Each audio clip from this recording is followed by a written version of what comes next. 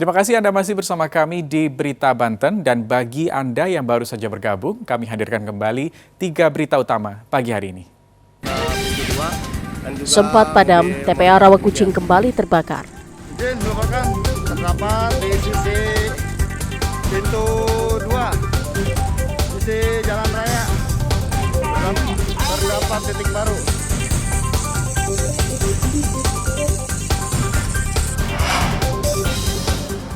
Sering ditertibkan, baliho Bacalek kembali bermunculan.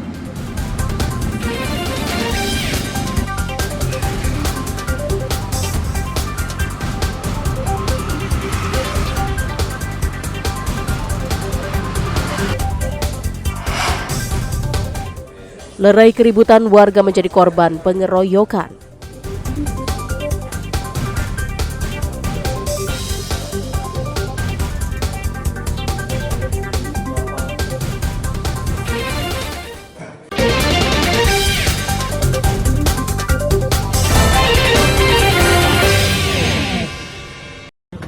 Seorang warga dikeroyok sejumlah pengamen usai menonton konser musik di alun-alun Kota Serang.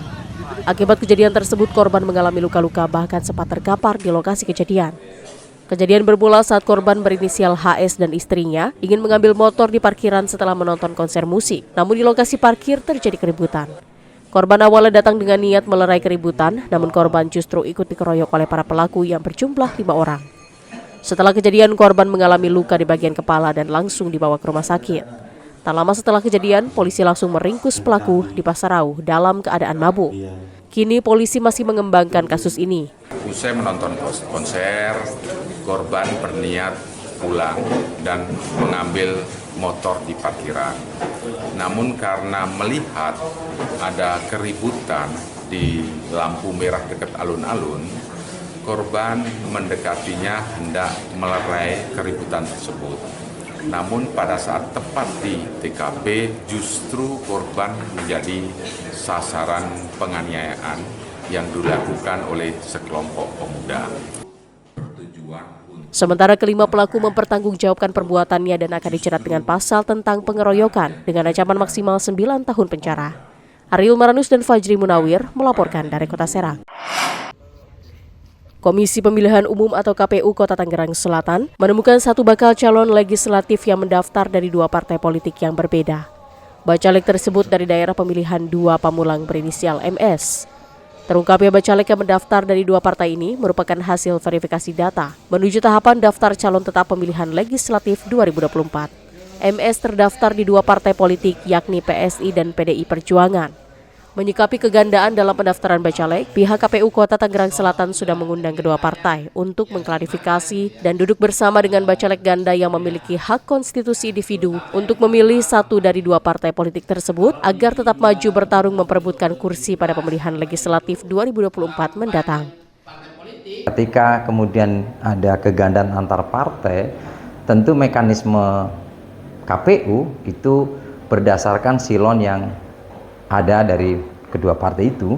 Oleh karena itu KPU mengundang untuk yang bersangkutan diklarifikasi, dilakukan penelaahan atas data-data yang masuk di partai lain, pengakuan, kemudian hal-hal yang melengkapi pengunduran dirinya dari partai sebelumnya, kemudian persetujuan DPP partai barunya, dan semuanya lengkap.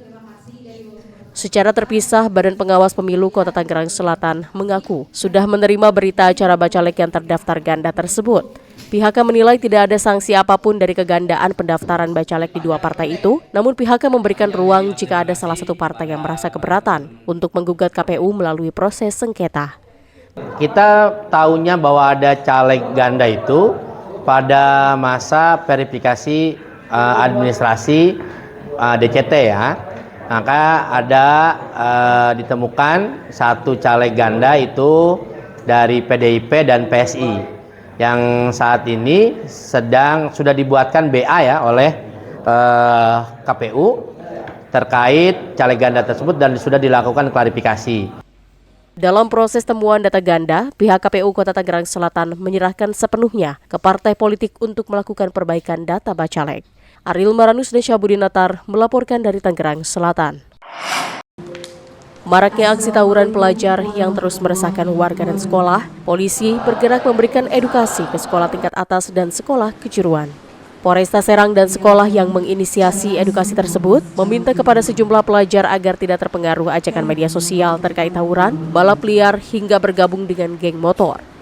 Edukasi tersebut dilakukan untuk menyadarkan siswa dari kenakalan remaja yang melanggar hukum akan berujung pada masa depan yang buruk pada siswa itu sendiri. Karena perbuatan yang melanggar hukum akan diproses di kepolisian.